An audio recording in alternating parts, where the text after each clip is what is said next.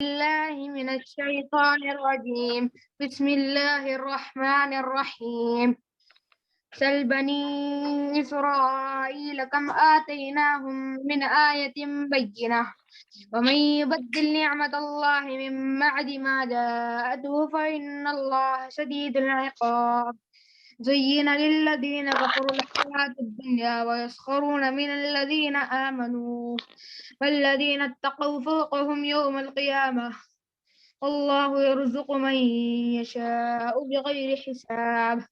كان الناس أمة واحدة فبعث الله النبيين مبشرين ومنذرين وأنزل معهم الكتاب بالحق ليحكم بين الناس فيما اختلف فيه إلا الذين أوتوه من بعد ما جاءتهم البينات بغيا بينهم فهدى الله الذين آمنوا لما اختلفوا فيه من الحق بإذنه والله يهدي من يشاء إلى صراط مستقيم. صدق الله العظيم. اعوذ باللہ من الشیطان الرجیم بسم اللہ الرحمن الرحیم۔ تو ترجمہ کچھ اس طرح ہے،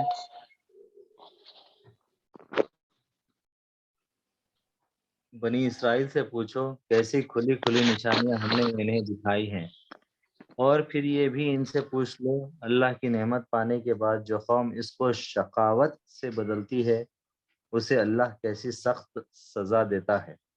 جن لوگوں نے کفر کی راہ اختیار کی ہے ان کے لیے دنیا کی زندگی بڑی محبوب و پسند بنا دی گئی ہے۔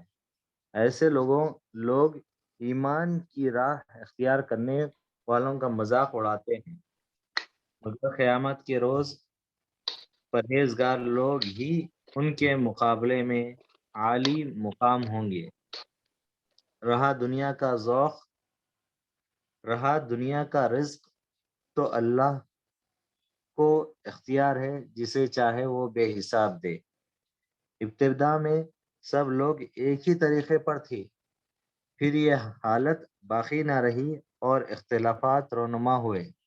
تب اللہ نے نبی بھیجے جو راست روی پر بشارت دینے والے اور کجروی کے نتائج سے ڈرانے والے تھے، اور ان کے ساتھ کتاب برحق نازل کی تاکہ حق کے بارے میں لوگوں کے درمیان جو اختلافات رونما ہو گئے تھے ان کا فیصلہ کر دے۔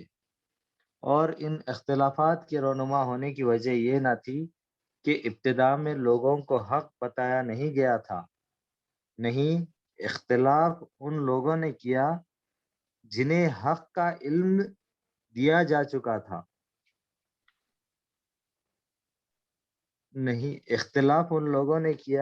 جنہیں حق کا علم دیا جا چکا تھا۔ انہوں نے روشن ہدایت پا لینے کے بعد محض اس لیے حق کو چھوڑ کر مختلف طریقے نکالے کہ وہ آپس میں زیادتی کرنا چاہتے تھے۔ پس جو لوگ انبیاء پر ایمان لے آئے ہیں انہیں اللہ نے اپنے اذن سے اس کا راستہ دکھا دیا جس میں لوگوں نے اختلافات کیا تھا۔ اللہ جسے چاہتا ہے راہ راست دکھا دیتا ہے۔ صدق اللہ العظیم۔ جزاک اللہ خیرا وجزا۔ الحمدللہ الذی ہدانا لہذا وما كنا لنهتدی لولا ان ہدانا اللہ والصلاة والسلام علی من لا نبی بعد۔ تمام تعریفیں، حمد و ثنا، کبریائی و بڑائی اللہ عز و جل کے لیے جس نے ہم سب کو ہدایت بخشی ورنہ ہم اپنے آپ سے ہدایت پانے والے نہ ہوتے۔ درود و سلام محمد رسول اللہ صلی اللہ علیہ وسلم پر، جن کے بعد کوئی اور نبی نہیں۔ قابل احترام عزیز شرکائے اسٹڈی سرکل انلاک، آپ سب کا استقبال ہے آج 118ویں دن 118 day of study circle unlock میں۔ اور جیسا کہ آپ جانتے ہیں کہ ہم روداد حصے دوم کل ہم نے شروع کیا تھا، آج اس کا یہ دوسرا دن ہے جسے ہم جاری رکھیں گے۔ تو میں گزارش کرتا ہوں بھائی اظہر الدین سے کہ وہ آج جہاں سے پڑھنا ہے وہ آگے پڑھیں۔ بسم اللہ۔ یہ ساری باتیں میں آپ سے اس لیے کہہ رہا ہوں کہ آپ اس کام کی عظمت کو اچھی طرح محسوس کر لیں جو اس وقت ہمارے سامنے ہے۔ مجھ پر اکثر تقاضے ہوتے رہتے ہیں کہ تم جلدی سے کوئی بڑا اقدام کر ڈالو۔ میری آواز آ رہی ہے صاحب؟ جی جی بالکل صاف ہے۔ لیکن ابھی میں نے جن کمزوریوں کا ذکر آپ کے سامنے کیا ہے، ان کو دیکھنے اور جاننے کے باوجود اگر میں کوئی بڑا اقدام کر ڈالوں، کر بیٹھوں، تو مجھ سے بڑا نادان کوئی نہ ہو۔ سیرت و اخلاق کی ان خامیوں اور فہم و نظر کی ان کوتاہیوں کے ساتھ دنیا میں کوئی بڑا کام نہیں کیا جا سکتا، کجا کہ وہ کام جو دنیا میں سب سے بڑا ہے۔ دنیا کے نظام زندگی میں جو حقیر انقلاب پیدا کرنا ہمارے پیش نظر ہے، اس کے لیے ایک اور ہی قسم کی ذہنیت اور سیرت درکار ہے، جسے ڈھالنے اور تیار کرنے کا کوئی انتظام ہمارے ہاں ایک مدت دراز سے نہیں ہوا۔ جو سانچے ہمارے مدتوں سے بنے ہوئے ہیں وہ اخلاق و عادات اور ذہنیتوں اور سیرتوں کو کسی اور ڈھنگ پر ڈھالتے رہے ہیں جو اس کام کے ساتھ کوئی مناسبت نہیں رکھتے، قبل اس کے کہ ہم اپنے پیش نظر کام کی طرف کوئی بڑا قدم اٹھائیں۔ ہمیں ان بوسیدہ سانچوں کو توڑنا ہے اور نہایت صبر کے ساتھ فہم و جہد سے نئی سیرتیں، نئی ذہنیتیں، نئی عادتیں اور نئی اخلاقی صفات پیدا کرنی ہے جو حقیقتاً نہیں بلکہ سب کی سب پرانی ہے، مگر بدقسمتی سے آج ہمارے لیے نہیں ہوگی۔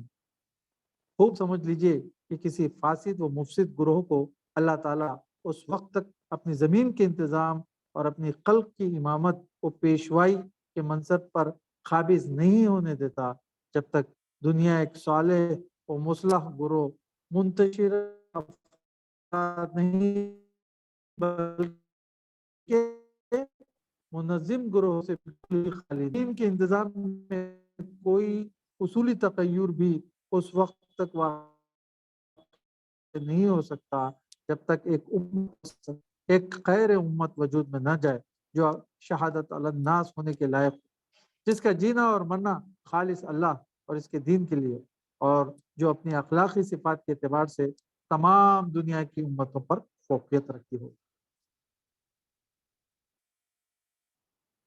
دعوت حق ایک عظیم آزمائش ہے۔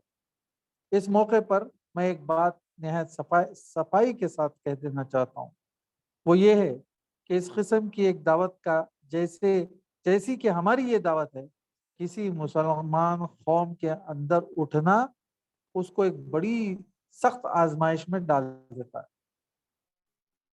جب تک حق کے بعض منتشر اجزاء باطل کی آمیزش کے ساتھ سامنے آتے رہیں، ایک مسلمان قوم کے لیے ان کو قبول نہ کرنے اور ان کے ساتھ نہ دینے کا ایک معقول سبب موجود رہتا ہے، اور اس کا عذر مقبول ہوتا رہتا ہے۔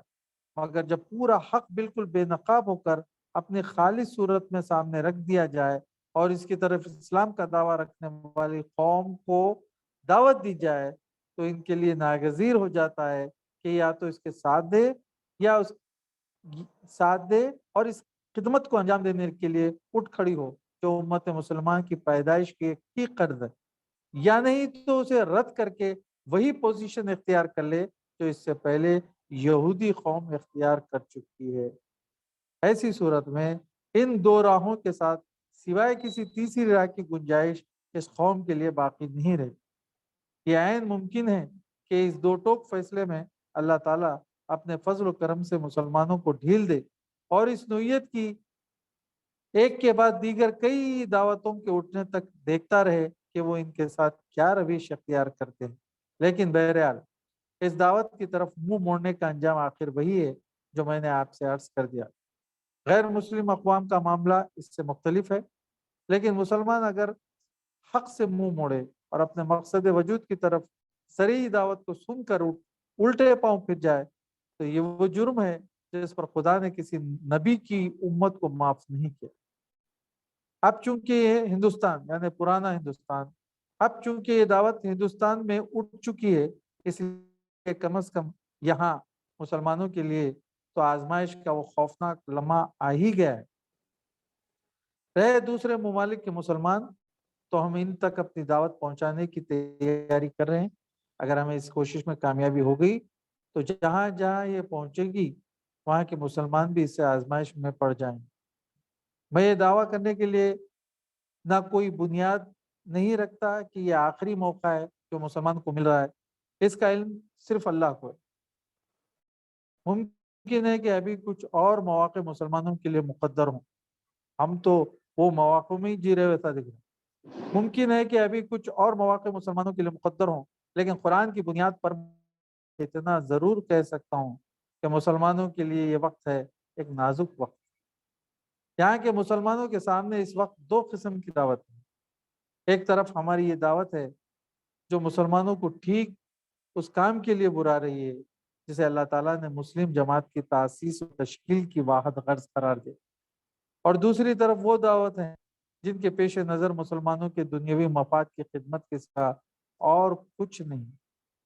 ان دو متقابل پکاروں میں سے دوسری پکار کی طرف مسلمانوں کا فوج پر فوج لپکنا اور پہلی پکار کو امت کی عظیم اکثریت کے بہرے کانوں سے سننا، اکابر امت اور علماء مشائخ کا اس سے بے اعتنائی برتنا یا اس کی کھلی یا چھپی مخالفت پر اتر آنا اور ایک گروہ قلیل کا اس کی طرف بڑھنا بھی تو وہ رکتے اور جھجکتے اور پس پیش کرتے ہوئے بڑھنا میرے نزدیک ایک نہایت بری علامت اور ایک عظیم خطرہ ہے جس میں یہ مسلمان قوم اپنے آپ کو ڈھال رہی ہے۔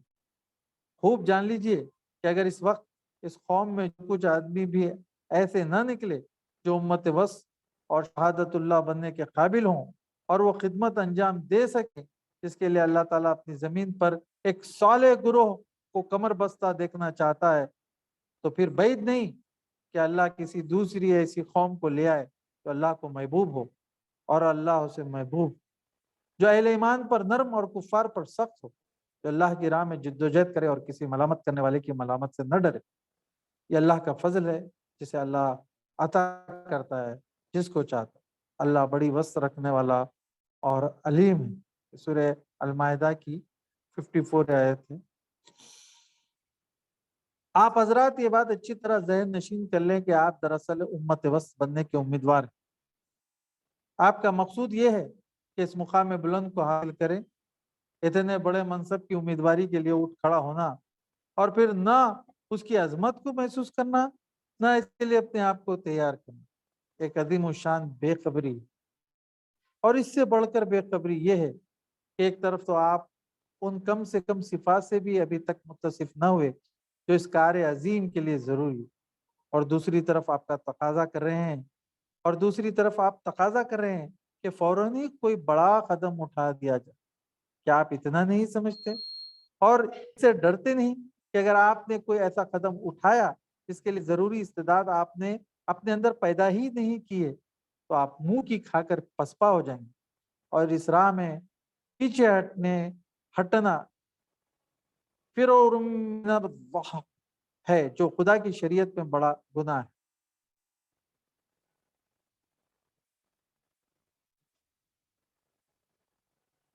اس دعوت کے کام کے لیے جو شخصی اور جماعتی اوصاف ضروری ہیں، اب میں مختصر طور پر آپ کو بتاؤں گا کہ وہ کم از کم ضروری صفات کیا ہیں جو اس دعوت کے لیے کام کرنے والوں میں ہونی چاہیے۔ دوسری وہ جو ایک صالح جماعت بنانے کے لیے ضرور، اور تیسری وہ جو مجاہد فی سبیل اللہ کے ناگزیر ہے۔ شخصی اوصاف۔ ایک، شخصی اوصاف میں پہلا اور بنیادی وصف یہ ہے کہ ہم میں سے ہر شخص اپنے نفس سے لڑ کر پہلے اسے مسلمان اور خدا کا مطیع و فرمانبردار بنائے۔ یہ وہی بات ہے جس میں یوں بیان بنایا ہے، حقیقی مجاہد وہ ہے جو اللہ کی اطاعت میں اپنے نفس سے کشمکش کرے، یعنی قبل اس کے کہ آپ باہر کی دنیا میں خدا کے باغیوں سے مقابلے کے لیے نکلے، اس باغی کو مطیع بنائیں جو خود آپ کے اندر موجود ہے، اور خدا کے قانون اور اس کی رضا کے خلاف چلنے کے لیے ہر وقت تقاضا کرتا رہتا ہے. اگر یہ باغی آپ کے اندر پل رہا ہے اور آپ پر اتنا قابو یافتہ ہے کہ آپ سے رضائے الہی کے خلاف اپنے مطالبے منوا سکتا ہے، تو یہ بالکل ایک بے معنی بات ہے کہ آپ بیرونی باغیوں کے خلاف اعلان جنگ کریں. یہ تو وہی بات ہوئی کہ گھر میں شراب کی بوتل پڑی ہے اور باہر شرابیوں سے لڑائی ہو رہی ہے. یہ تقاضا ہماری تحریک کے لیے توقن ہے. پہلے خود خدا کے آگے سر جھکائیے، پھر دوسروں سے اطاعت کا مطالبہ کیجیے. 2، جہاد کے بعد دوسرا درجہ ہجرت کا ہے. ہجرت کا اصل مدعا گھر بار چھوڑنا نہیں بلکہ خدا کی نافرمانی سے بھاگ کر خدا کی رضا جوئی کی طرف بڑھنا ہے. اصلی مہاجر ترک وطن اگر کرتا ہے تو اس لیے کرتا ہے کہ اس کے وطن میں قانون الہی کے مطابق زندگی بسر کرنے کے مواقع نہیں ہیں. لیکن اگر کسی شخص نے گھر بار چھوڑا اور اللہ کی فرمانبرداری ہی اختیار نہ کی تو اس نے حماقت کی. یہ حقیقت بھی احادیث میں اچھی طرح واضح کر دی گئی ہے. بطور مثال ایک حدیث کو لیجئے. حضور صلی اللہ علیہ وسلم سے پوچھا گیا ایو الہجرہ افضل یا رسول اللہ، یا رسول اللہ کون سی ہجرت افضل ہے؟ جواب ملا ان تحجروا ما قضی ربک، یہ کہ تو ان چیزوں کو چھوڑ دے جو اللہ کو ناپسند. اندر کا باغی اگر متی نہ ہو تو آدمی کا ترک وطن کر دینا خدا کی بارگاہ میں کوئی وزن نہیں رکھتا. اس لیے میں یہ چاہتا ہوں کہ آپ حضرات باہر کی قوتوں سے پہلے اندر کی سرکش قوتوں سے لڑیے اور اصطلاحی کفار کو مسلمان بنانے سے پہلے اپنے نفس کو مسلمان بنائیں. اس کے معنی کو جامع تر الفاظ میں یوں بیان کیا جا سکتا ہے کہ حدیث نبوی کے مطابق اپنے آپ کو اس گھوڑے کی طرح باندھیے جو ایک گھونٹے سے باندھا ہوا. وہ کتنا ہی گھومے پھرے، بہرحال اس حد سے آگے نہیں جا سکتا جہاں تک رسی اسے جانے دی ہے. ایسے گھوڑے کی حالت آزاد گھوڑے سے بالکل مختلف ہوتی ہے جو ہر میدان میں گھومتا ہے، ہر کھیت میں گھس جاتا ہے اور جہاں ہری گھاس دیکھتا ہے وہیں پوری بے صبری کے ساتھ ٹوٹ پڑتا ہے. پس آپ آزاد گھوڑے کی سی کیفیت اپنے اندر سے نکالے اور خونٹے سے باندھے ہوئے گھوڑے کی سی کیفیت اپنے اندر پیدا کرے. اس کیفیت کو پیدا کرنے کے ساتھ ساتھ دوسرا قدم یہ اٹھائیے کہ اپنے اندر اپنے قریبی ماحول میں سے جسے میں ہوم فرنٹ کہوں گا لڑنا شروع کر. گھر کے لوگ، اعضاء، دوست اور سوسائٹی جس سے آپ کا گہرا ربط ہے، ان سب سے ایک عملی کشمکش شروع ہو جائے.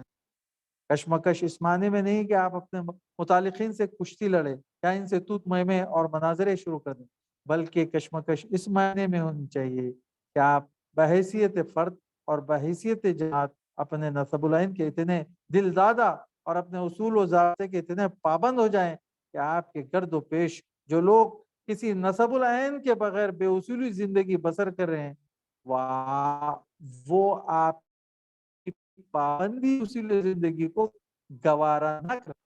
آپ کی بیویاں، آپ کی اولادیں، آپ کی والدین، آپ کے رشتہ دار اور دوست آپ کے رویے کے خلاف مزاحمت کرنے پر مجبور ہو جائیں. آپ اپنے شہر میں اجنبی ہو کر رہ جائیں. جہاں آپ کسب معاش کے لیے کام کرتے ہوں وہاں آپ کا وجود نمایاں طور پر کھٹکنے لگے. دفتر کی آرام کرسی جس پر بیٹھ کر ترقی کے خواب دیکھتے جاتے آپ کے لیے انگاروں کی انگٹی بن کر رہ جائے. غرض جو جتنا زیادہ قریبی ہو اس سے اتنا ہی پہلے تصادم شروع ہو جانا چاہیے. جس شخص کے گھر میں میدان جہاد موجود ہو وہ آخر چند میل کے فاصلے پر ہی کیوں لڑنے جائے. پہلے موقع تو گھر ہی سے شروع ہونا چاہیے. اب تک جہاں جہاں اس کشمکش کی اطاعت آ رہی ہے وہاں کے لوگوں سے مطمئن ہو رہا ہوں اور جہاں سے ایسی اطلاعات نہیں آ رہی ہے وہاں کے لیے بےتابی سے منتظر ہوں ایسی کوئی اطلاع ملے. مگر میں بر وقت یہ واضح کر دوں کہ یہ ساری کشمکش اس ذہنیت کے ساتھ ہونی چاہیے جس کے ساتھ ایک ڈاکٹر بیماروں سے کشمکش کرتا दरअसल वो बीमारों से नहीं लड़ता बल्कि बीमारी से लड़ता, और इसकी तमाम तर जिद्दोजहद हमदर्दी की रूह से लबरेज होती। वो अगर बीमार को भी दवाएं पिलाता है या इसके किसी उज़ू पर नश्तर चलाता है तो ये तमाम तर इखलास होता है, दुश्मनी नहीं होती। इसकी नुसरत, इसकी नफरत और इसका गुस्सा बिल्कुल मर्ज के खिलाफ होता है, ना कि मरीज के खिलाफ। बिल्कुल इसी तरह अपने गुमराह भाई को हिदायत की तरफ लाइए। वो कभी किसी बात से महसूस ना करे कि इस तखीर से देखा जा रहा है या बराह रास्त इसकी जात से दुश्मनी की जाए, बल्कि वो आपके अंदर इंसानी हमदर्दी, मोहब्बत और अख़वत को काम करता हुआ पाए। मैंने इज्तिमा दरभंगा के मौके पर भी मुख्तसर ये कहा था कि असली तबलीग तकरीरी और तहरीरी मनाजरों से नहीं हुआ करती। ये काम करने के लिए बहुत ही अदना तरीके हैं। असल तबलीग ये है कि आप अपनी दावत का मुजस्सिम ज़हूर और नमूना हो। जहाँ कई लोगों की निगाहों के सामने ये नमूना गुजरे, वो आपके तर्ज अमल से पहचान ले कि ये हैं खुदा की राह के राही। जिस तरह कोई फनानी कांग्रेस आदमी यानी कांग्रेसी आदमी सामने आ जाता है तो कांग्रेसियत की पूरी तस्वीर आंखों के सामने फिर जाती है। इसी तरह आप ऐसे फनानीउल इस्लाम बन जाए कि जहां आप सामने आए इस्लामी तहरीक का पूरा नक्शा वादे हो जाए। यही वो चीज़ है जिसे नबी सल्लल्लाहु अलैहि वसल्लम ने फरमाया कि इज़रुह ज़ुकिरल्लाह। मैं ये नहीं कहता कि ऐसा फौरन हो जाना चाहिए, मैं ये नहीं कहता कि ऐसा फौरन हो जाना चाहिए, ये मुकाम तो तदरीजन ही हासिल होगा। खुदा की राह में जब अपने माहौल से पहम आपका तसाबुन होता रहेगा और आप हर आन हर लम्हा अपने मकसद के लिए कोशिश करते हुए कुर्बानियाँ देते रहेंगे तो एक मुद्दत में जाकर फनाइयत की कैफियत आप पर तारी होगी और आप अपनी दावत का मुजस्सिम ज़हूर बन सकेंगे। इस मकसद के लिए कुरान और हदीस का गहरी नज़र से बार बार मुताला कीजिए और देखिए कि इस्लाम किस किस्म का इंसान चाहता है और हजूर सल्लल्लाहु अलैहि वसल्लम किस तरह के आदमी तैयार किया करते थे। वो क्या सिफात थी जो इस तहरीक के कारकुनों में पहले पैदा की गई और इसके बाद जिहाद का अलम बुलंद किया गया। आप में से हर शख्स जानता है कि दुनिया के सबसे बड़े मुज़क्की सल्लल्लाहु अलैहि वसल्लम ने जो इंसान तैयार किए थे, इन्हें 15 बरस की तैयारी के बाद मैदान में लाया गया। इस तैयारी की तफसीलात मालूम कीजिए और देखिए कि किस तदरीज के साथ हुई थी। इसमें किन सिफात की परवरिश मुकद्दम थी और किन किन मौकर कौन सी सिफात किस दर्जे में मतलूब थी और इन्हें किस हद तक तरक्की दी गई थी और किस मुकाम पर पहुंचकर इस जमात से अल्लाह ताला ने फरमाया कि अब तुम दुनिया का बेहतरीन गुरोह बन गए हो और इस काबिल बन गए हो कि नूह इंसानी की इस्लाह के लिए निकलो। यही नमूना खुद अपनी तैयारी के लिए भी आपके सामने होना चाहिए। यहाँ जी तफसील का मौका नहीं। रुक जाइए। इस पूरे 2 सफ़े 2.5 सफ़े के तकरीर में अभी तकरीर जारी है मौलाना की, इसमें क्या कहना चाह रहे हैं मौलाना खासकर?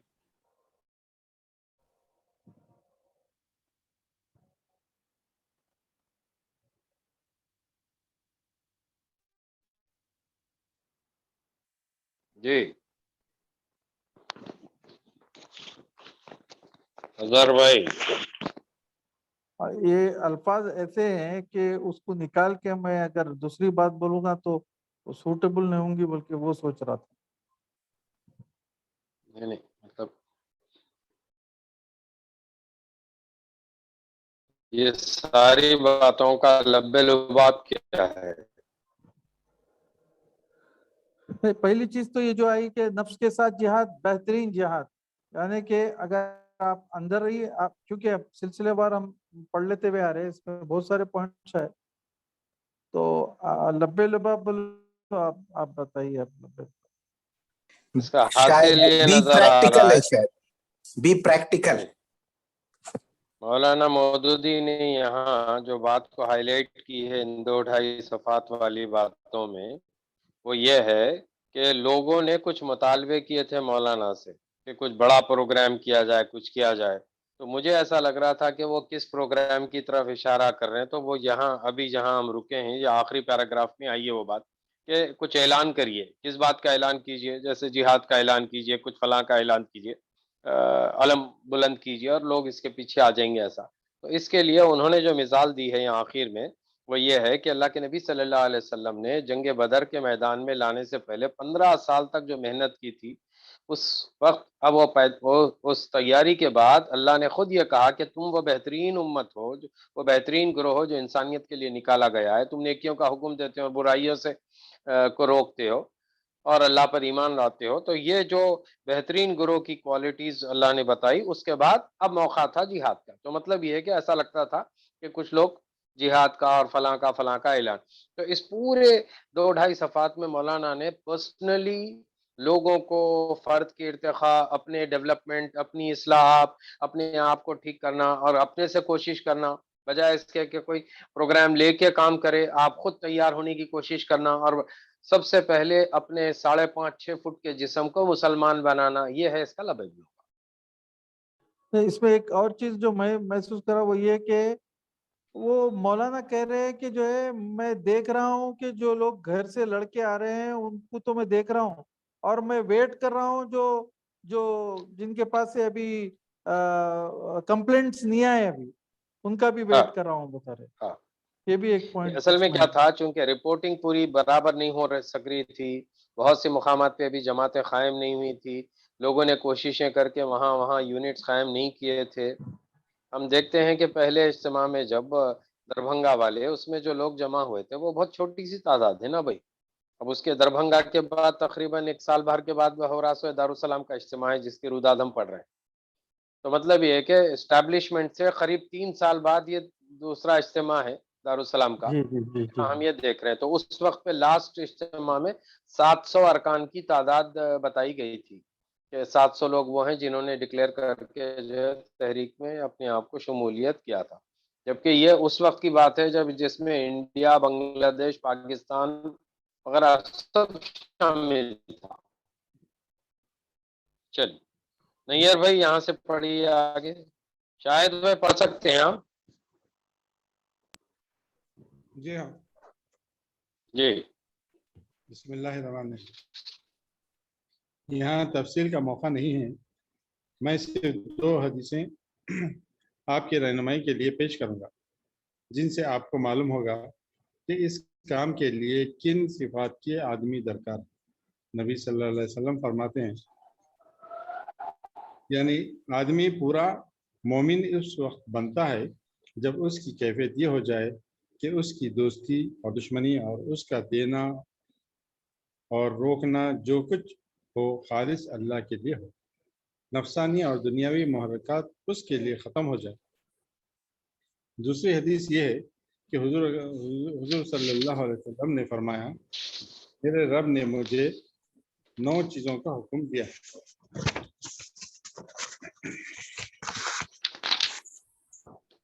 ایک, کھلے اور چھپے ہر حال میں خدا سے ڈرتا رہو.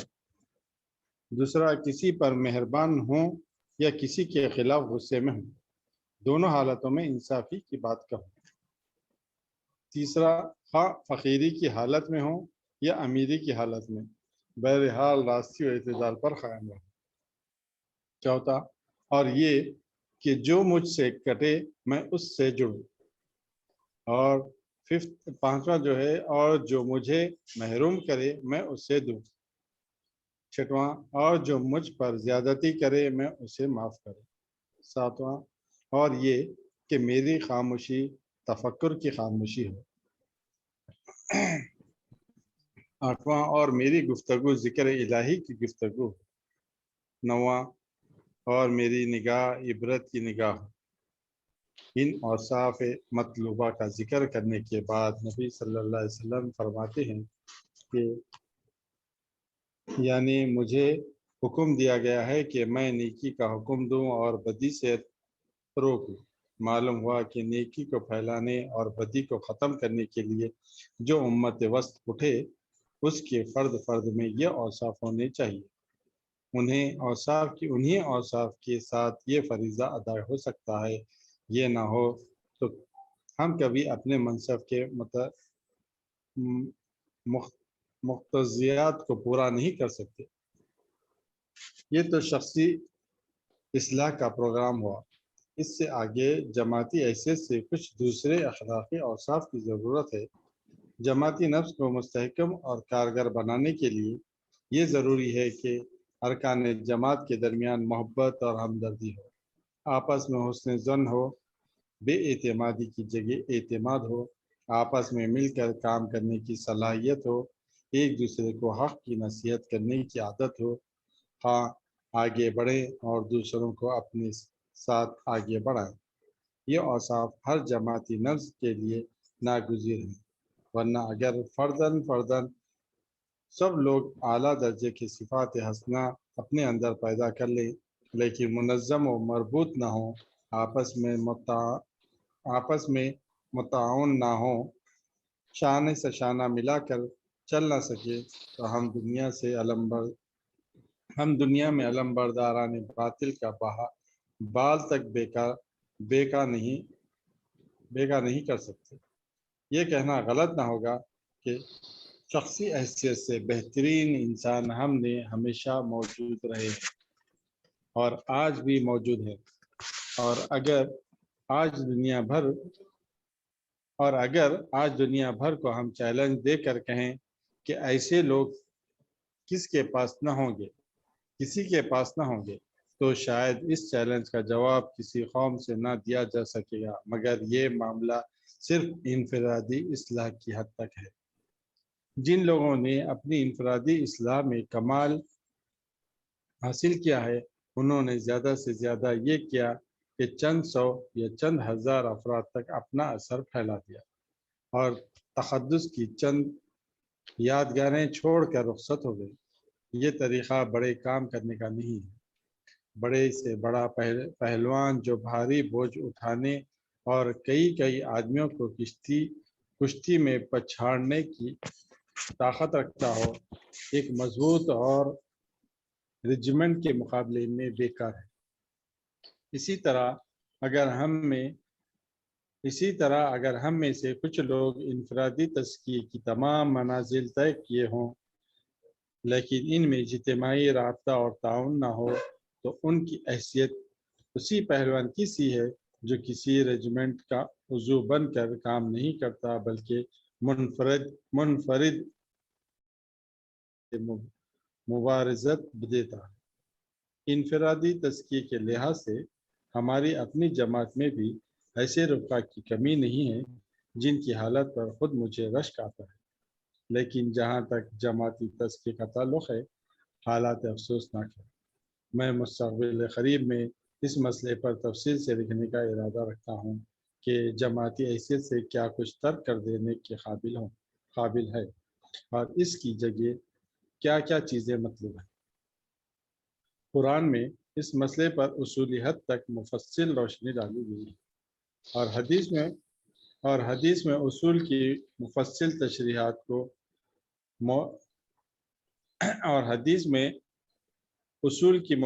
تشریحات موجود ہیں۔ پھر سیرت نبوی اور سیرت صحابہ کے مطالعے سے مطلوبہ اجتماعی اخلاق کی عملی نمونے بھی ملاحظہ کیے جا سکتے ہیں۔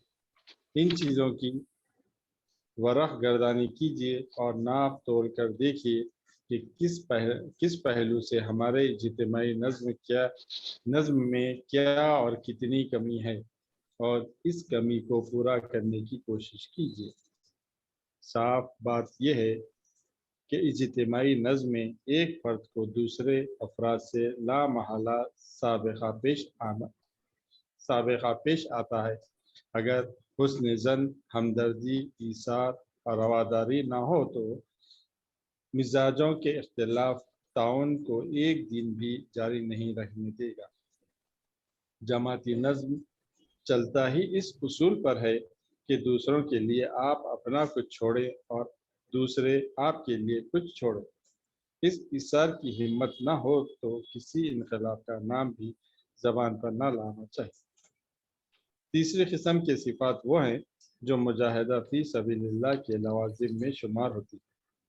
ان کا بھی قرآن و حدیث میں مفصل تذکرہ موجود ہے۔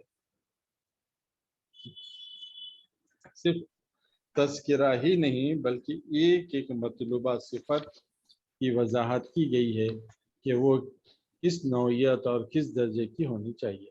اس سلسلے میں احکام و ہدایت کو جمع کیجیے اور سمجھیے کہ مجاہدہ فی سبیل اللہ کے لیے کیا کیا تیاریاں کرنی ہے۔ میں مختصر ان کی طرف بھی اشارہ کر دینا چاہتا ہوں۔ سب سے پہلے یہاں رک جائیے شاید۔ جی شکریہ۔ میئر بھائی جی جی، اس پہ کچھ باتیں بہت واضح ہیں۔ 9 باتوں کے حکم سے بات شروع ہوئی حدیث کی۔ 2 حدیثیں کوٹ کی مولانا نے، اور ایک میں کہا، دوسری حدیث میں حضور صلی اللہ علیہ وسلم نے فرمایا میرے رب نے مجھے 9 چیزوں کا حکم دیا ہے۔ نمبر 1، کھلے اور چھپے ہر حال میں خدا سے ڈرتا رہوں۔ نمبر 2، کسی پر مہربان ہوں یا کسی کے خلاف غصے میں ہوں، دونوں حالتوں میں انصاف ہی کی بات کہوں۔ نمبر 3، خواہ فقیری کی حالت میں ہوں یا امیری کی حالت میں، بہرحال راستی اور اعتدال پر قائم رہوں۔ نمبر 4، اور یہ کہ جو مجھ سے کٹے میں اس سے جڑوں۔ نمبر 5، اور جو مجھے محروم کرے میں اسے دوں۔ نمبر 6، اور جو مجھ سے زیادتی کرے میں اسے معاف کروں۔ نمبر 7، اور یہ کہ میری خاموشی تفکر ہو، یعنی خاموشی جو ہے فکر کے ساتھ ہو۔ نمبر 8، اور میری گفتگو ذکر الہی کی گفتگو ہو۔ اور نمبر 9، اور میری نگاہ عبرت کی نگاہ ہو۔ یہ مشکات کی حدیث کے حوالے سے یہ صفات دراصل یہاں مولانا نے جو کوٹ کی ہیں، ہمارا حال یہ ہو کہ ہم کھلے اور چھپے ہر حال میں اللہ سے ڈرتے رہیں۔ کسی کے ساتھ اچھا کریں یا کسی کے ساتھ جو کچھ کریں ہم، تو اس بات کا خیال رکھیں کہ وہ انصاف پہ مبنی ہمارا کام ہو۔ غریبی ہو یا امیری ہو، ہر حال میں ہم اعتدال پر رہیں۔ جو ہم سے کٹے ہم ان سے جڑے، یہ نہیں کہ جو آپ سے مل رہا ہے اسی سے آپ ملے ہیں، اور جو کٹا ہے اس سے جو ہے آپ کہتے ہیں کہ میں تو تجھے سبق سکھاؤں گا، تو یہ نہ ہو۔ اور مجھ پر زیادتی کرے تو میں اسے معاف کر دوں۔ یہ عام صفت نہیں بلکہ ایمان کی اونچی صفت ہے۔ اسے احسان کہا جاتا ہے کہ آپ اس کے حق میں کچھ بہتر کریں۔ وہ جو کچھ کرے اس کے برابر کر دینا یہ تو برابری ہے، اس کو انصاف بولیں گے یا عدل بولیں گے۔ لیکن اس سے آگے بڑھ کر وہ آپ کے ساتھ زیادتی کرے اور آپ اسے معاف کریں، یہ احسان ہے۔ احسان اونچی صفت ہے اور ایمان کا سب سے اونچا درجہ ہے۔ اور یہ کہ میری خاموشی تفکر کی خاموشی ہو اور میری گفتگو ذکر الہی۔ تو یہ صفات کو مولانا یہاں حدیث کے حوالے سے مشکات کے کوٹ کر کے بتانا چاہتے ہیں کہ دراصل یہ ہے جو ہم اپنے رفقا میں تلاش کرنا چاہتے ہیں، یہ ہیں جسے ہم چاہتے ہیں کہ اپنے اندر پیدا کریں، یہ ہیں جو آہستہ آہستہ بتدریج، اگر کسی کے اندر کچھ 9 میں سے 8 صفت ہوں اور کسی میں 6 ہوں، 4 ہوں، 3 ہوں، تو ہمیں کوشش کرنی چاہیے کہ اس کے مطابق ہم اپنے آپ کو بنانے کی کوشش کریں۔ چلیے آگے چلیں یہاں سے، اور کوشش کریں گے کہ 2-4 منٹ لیٹ جائے تو ایک صفحہ ہو کے چیپٹر یہ ختم ہو جاتا۔ دوسری نیشز جو ہے کل سے لیں گے، پیج نمبر 30 تک، 2.5 پیج کے۔ مجاہدہ فی سبیل اللہ کے ضروری اوصاف۔ نہیں ہے بھائی، مجاہدہ فی سبیل اللہ کے ضروری اوصاف، مختصر اشارات۔ سب سے پہلی صفت جس پر زور دیا گیا ہے صبر ہے۔ صبر کے بغیر خدا کی راہ میں کیا کسی راہ میں بھی مجاہدہ نہیں ہو سکتا۔ فرق صرف اتنا ہے کہ خدا کی راہ میں اور قسم کا صبر مطلوب ہے، اور دنیا کے لیے مجاہدہ کرتے ہوئے اور قسم کا صبر درکار ہے۔ بہرحال صبر ہے ناگزیر۔ صبر کے بہت سے پہلو ہیں۔ ایک پہلو یہ ہے کہ جلد بازی سے اجتناب کیا جائے۔ دوسرا پہلو یہ ہے کہ کسی راہ میں جد و جہد کرتے ہوئے دشواریوں اور مخالفتوں اور مزاحمتوں کے مقابلے میں استقامت دکھائی جائے اور قدم پیچھے نہ ہٹایا جائے۔ تیسرا پہلو یہ ہے کہ کوششوں کا کوئی نتیجہ اگر جلدی حاصل نہ ہو تب بھی ہمت نہ ہاری جائے اور پہم سعی جاری رکھی جائے۔ ایک اور پہلو یہ ہے کہ مقصد کی راہ میں بڑے سے بڑے خطرات، نقصانات اور خوف و طمع کے مواقع بھی اگر پیش آ جائیں تو قدم کو لغزش نہ ہونے پائے۔ اور یہ بھی صبر ہی کا ایک شعبہ ہے کہ اشتعال جذبات کے سخت سے سخت مواقع پر بھی آدمی اپنے ذہن کا توازن نہ کھوئے، جذبات سے مغلوب ہو کر کوئی قدم نہ اٹھائے ہمیشہ سکون، صحت عقل اور ٹھنڈی قوت فیصلے کے ساتھ کام کرے۔ پھر حکم صرف صبر ہی کا نہیں، مساورت کا بھی ہے، یعنی مخالف طاقتیں اپنے باطل مقاصد کے لیے جس صبر کے ساتھ ڈٹ کر صحیح کر رہی ہیں، اسی صبر کے ساتھ آپ بھی ڈٹ کر ان کا مقابلہ کریں۔ اسی لیے اس بیروت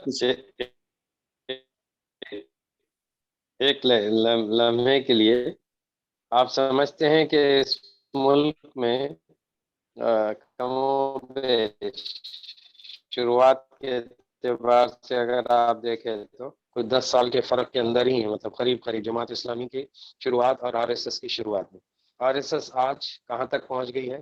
اس نے اپنی حکومت اس ملک میں قائم کر لی ہے، سیکنڈ ٹرم کر رہی ہے، 80 سال کے اندر وہ جو ہے اس حکومت کے لیول کو ایجوکیشن، ان کی سمپلسٹی، ان کا ٹھیک ہے ہلا گلا شور شرابہ زیادتیاں، چونکہ ان کا پورا مقصد ہی یہ ہے، اس لیے کہ وہ چاہتے ہیں کہ اپنی برتری ثابت ہو اس ملک میں، ہم چونکہ دنیا میں کوئی اور نہیں ہے۔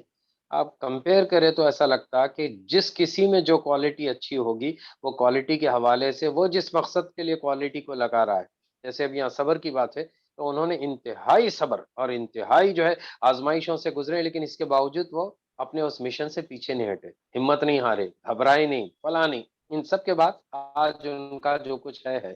اب ہم کو بھی ہمارے پاس اگرچہ کہ شاید سفر ہمارا لمبا ہو اس لیے کہ ہم 14-15% ہیں اس ملک میں، لیکن اس کے باوجود کیا دنیا کے ممالک میں 56 مسلمان ملکوں میں کوئی ایک بھی ملک ایسا ہے جو اعلان اسلام کو اڈاپٹ کر رہا ہے پوری طرح سے، جیسے یہ جو رائٹنگز ہم پڑھ رہے ہیں مولانا کی، ایسا کہیں نظر آتا ہے؟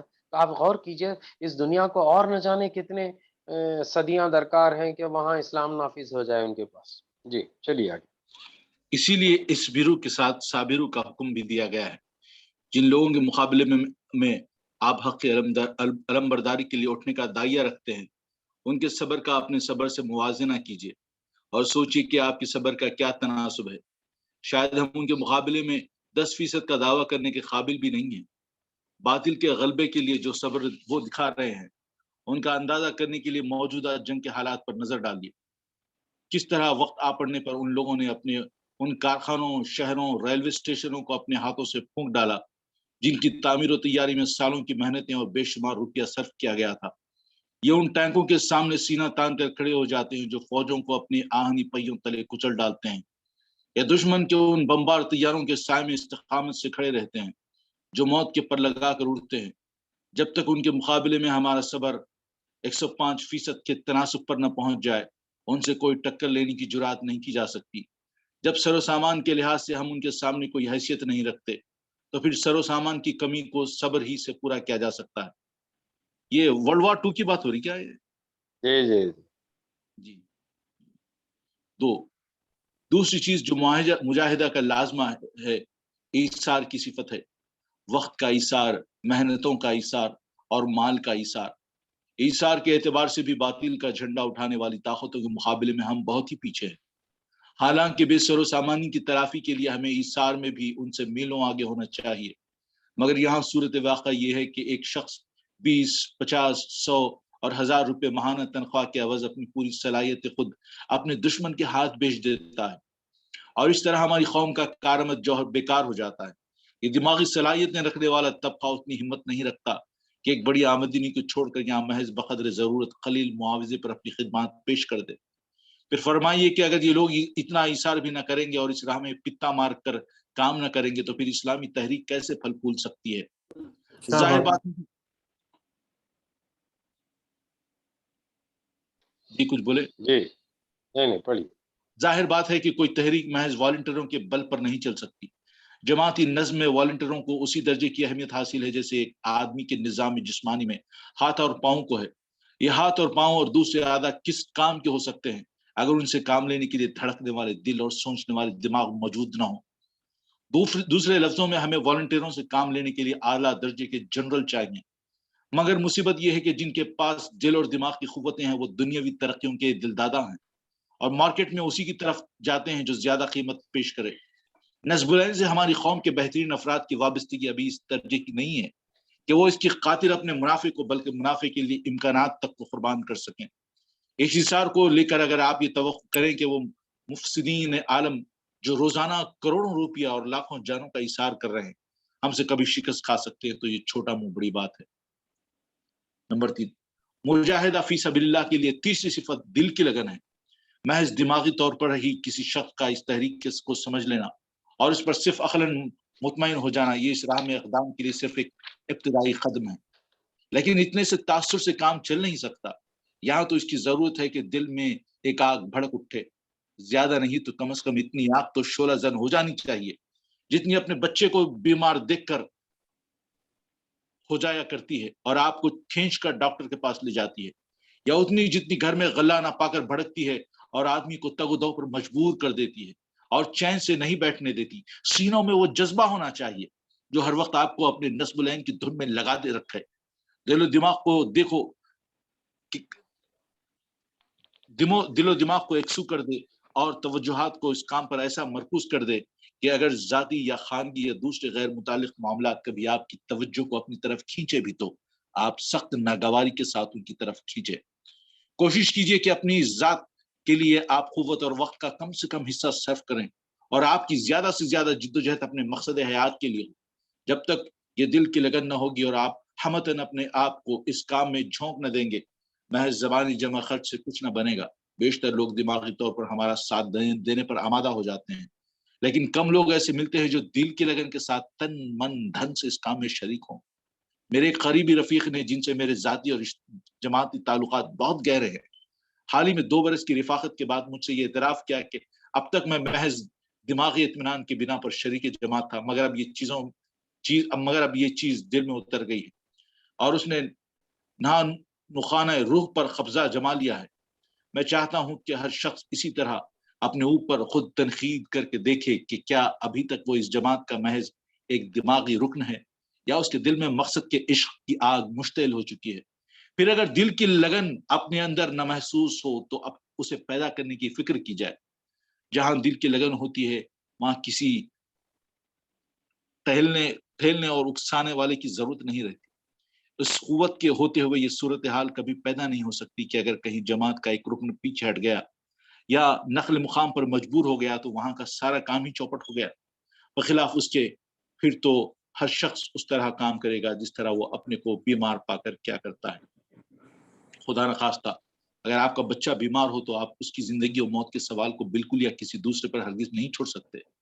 ممکن نہیں کہ آپ یہ عذر کر کے اسے اس کے حال پر چھوڑ بیٹھیں کہ کوئی تیماردار نہیں، کوئی دوا لانے والا نہیں، کوئی ڈاکٹر کے پاس جانے والا نہیں۔ اگر کوئی نہ ہو تو آپ خود سب کچھ بنیں گے، کیونکہ بچہ کسی دوسرے کا نہیں، آپ کا اپنا ہے۔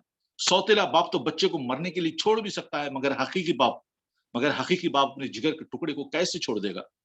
اس کے تو دل میں آگ لگی ہوتی ہے۔ اسی طرح اس کام سے بھی اگر آپ کا قلبی تعلق ہو تو اس کو آپ دوسروں پر نہیں چھوڑ سکتے، اور نہ یہ ممکن ہے کہ کسی دوسرے کی نااہلی یا غلط روی یا بے توجہی کو بہانہ بنا کر آپ اسے مر جانے دیں اور اپنے دوسرے مشاغل میں جا کر منہمک ہو جائے۔ یہ سب باتیں اس بات کا پتہ دیتی ہیں کہ خدا کے دین اور اس کی اقامت اس سربلندی کے مقصد سے آپ کا رشتہ محض ایک سوتیلا رشتہ ہے۔ حقیقی رشتہ ہو تو آپ میں سے ہر شخص اس راہ میں اپنی جان لڑا کر کام کرے۔ میں آپ سے صاف کہتا ہوں کہ اگر آپ اس راہ میں کم از کم اتنے قلبی لگاؤ کے بغیر قدم بڑھائیں گے جتنا آپ اپنی بیوی بچوں سے رکھتے ہوں، تو انجام پسپائی کے سوا کچھ نہ ہوگا، اور یہ ایسی بری پسپائی ہوگی کہ مدتوں تک ہماری نسلیں اس تحریک کا نام لینے کی جرات بھی نہ کر سکیں گی۔ بڑے بڑے اقدامات کا نام لینے سے پہلے اپنی قوت قلب کا اور اپنی اخلاقی طاقت کا جائزہ لیجئے، اور مجاہدہ فی سبیل اللہ کے لیے جس دل گردے کی ضرورت ہے وہ اپنے اندر پیدا کیجئے۔ میرے خیال سے کافی لمبا ہے، کیونکہ 5 منٹ ہو گئے ہیں اور اضافی، تو یہاں رک جاتے ہیں۔ اللہ سے دعا ہے۔ شعر یاد آ گیا میرے کو، یہ پڑھنا پڑے جی گا۔ یہ اللہ سے دعا ارشاد۔ کی ہے شعر میں بھی، یا رب دل مسلم کو وہ زندہ تمنا دے جو قلب کو گرما دے، جو روح کو تڑپ۔ جی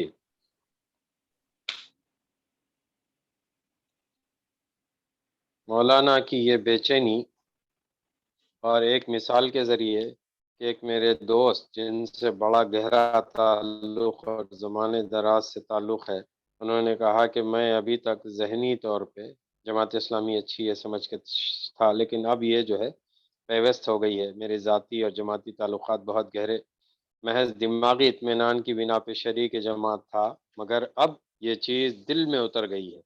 تو اصل میں ہم کو چاہیے کہ اس تحریک کے ساتھ ہماری دلی وابستگی ہو۔ 3 نکات پہلے کہے ہیں۔ پہلی صفت پر جو زور دیا ہے وہ ہے صبر، ہر حال میں صبر۔ ایسا صبر، وہ مجبوری کا نام مہاتما گاندھی والا صبر نہیں، بلکہ ایسا صبر کہ اس کام کے راستے میں جو کچھ دشواریاں آئیں اس پر صبر۔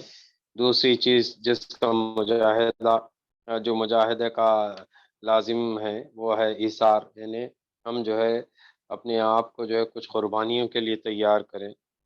تیسری چیز ہے فی سبیل اللہ، تیسری صفت دل کی لگن، دلوں کی گہرائیوں میں یہ بات اترے، دل سے وابستہ کے اس میں مثالیں جو مولانا نے دی ہیں کہ غور کیجئے کہ کسی کے بچے کے بیمار ہو جائے کہ وہ دوسروں پر بھروسہ کر کے تکیہ کر کے بولے گا کہ میرے بچے کو لے جاؤ ذرا دکھا لو فلاں، نہیں، وہ کوشش یہ کرے گا کہ اس کی اسے چھوڑ نہیں سکتا اس لیے کہ اس کا اپنا خون، اس کا اپنا گوشت پوس ہے، لہٰذا یہ جو تڑپ اور بے چینی کہ یہ سب امت جو ہے ساری اللہ جن تک حق نہیں پہنچا ہے، جو اسلام سے واقف نہیں ہوئے، اولادی ہیں، اور اللہ وہ جو امت مسلمہ میں ہیں وہ تو ہیں ہمارے، لیکن اس کے باوجود کہیں بگڑ گئے، کہیں بھٹک گئے، کہیں رہ گئے۔ اللہ جب ہم کو تو نے یہ سوجھ بوجھ سمجھ دی ہے تو انہیں بھی اس بات کی ہدایت دے کہ وہ جو ہے ہمارے اس کام میں ہمارے دست بازو بنے۔ اللہ وہ لوگ جن تک ہماری دعوت ابھی نہیں پہنچی اور دنیا کی بڑی اکثریت ہے، خاصی بڑی تعداد ہے، انہیں ہم دنیا میں ہر 5 میں سے ایک ہے۔ 600 کروڑ کی آبادی میں 150 سے 160 کروڑ تو اور جو ہے 450 کروڑ، تو یہ سب جماعت اسلامی کی دعوت سمجھتا ہوں کہ ہم دلوں کو بے چین کرنے میں اگر مولانا کامیاب ہو گئے ہیں تو میں سمجھتا ہوں کہ ہم اپنی زندگی کا ایک مشن اور ویژن بنا لیں کہ ہم اگر کوتاہیوں کے ساتھ، کمزوریوں کے ساتھ اور نااہلیوں کے ساتھ اور نادانیوں کے ساتھ اگر ہم اب تک اس کے ساتھ شامل تھے تو ہم دل والہانگی کے ساتھ، صبر کے ساتھ، ایثار قربانی کے ساتھ اور دل کی گہرائی اور جمعیت کے ساتھ ہم کو چاہیے کہ اس تحریک کا ساتھ دیں۔ اللہ سے دعا ہے کہ مجھے اور آپ کو اس نشست کو پہلے تو اللہ اپنی جناب میں قبول فرما لے، اس میں آمین برکت عطا فرما، ہم آمین سب جو اس میں شریک ہیں وہ اور امت مسلمہ کے تمام دلی جائز حاجات کو قبول فرما لے۔ اے اللہ تحریک سے ہماری والہانہ نہ صرف محبت ہو، ایثار ہو، قربانی ہو، لگن ہو، بلکہ ہمارے اندر وہ صبر دے کہ ہم اپنوں اور پرایوں میں تمیز کر سکے۔ اے اللہ آمین جو آمین اپنے ہیں وہ تو اپنے ہیں ہی، لیکن پرایوں کو بھی ہم پرایا نہ کر سکے بلکہ انہیں اپنا بنانے کی کوشش کریں۔ اللہ یہ بہت مشکل اور بڑا یہ تو تھا ہی بڑا انبیاء والا کام، اب چونکہ آخری نبی جا چکے ہیں زمین سے، لہٰذا یہ نبیوں والا کام اس امت پر ٹرانسفر ہوا، ہمارے اندر صلاحیتیں عطا کر دے، پہلے تو ہمارے اندر وہ صفتیں عطا کر دے کہ تیرے نبی نے کہا کہ دیکھو 9 آدھا گرم پانی ڈال صفتیں جو دیا ہیں ہاتھ اللہ وہ صفات پھر ہمارے بس اندر بات پیدا پانی فرما، گرم معاف پانی فرما، سے ہم سب کی مغفرت کر دے۔ اے اللہ ہم سب سے تو راضی ہو جا، ہم تجھ سے راضی ہیں۔ اے الہ العالمین ساری دنیا میں جہاں مسلمانوں کی جان، مال، عزت، آبرو کی حفاظت فرما۔ اے الہ العالمین ہماری تمام پریشانیوں کو دور فرما، اور ہمارے بیویوں بچوں سے ہماری آنکھوں کی ٹھنڈک عطا بندوں میں سے شامل فرما جو شیطان کے شر کی شرارتوں سے محفوظ ہوں۔ اے اللہ ہمیں ایسا بندہ بنا لے۔ اے الہ العالمین ہماری تمام دلی جائز حاجات قبول فرما۔ سبحان ربک رب العزت عما یصفون وسلام علی المرسلین والحمد للہ۔ السلام علیکم۔ ہے کہ وہ فضل بھائی، اچھا فضل بھائی بیچ میں چلے گئے